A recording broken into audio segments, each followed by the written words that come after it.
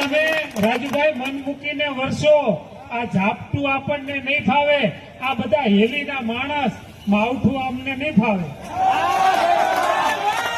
અને તમે કહો તો માછલીની આંખમાં ડૂબકી મારી દઉં, તમે કહો તો માછલીની આંખમાં ડૂબકી મારી દઉં, પણ આ શીશરું ખાબુચિયું આ લોકોને નહીં ફાવે.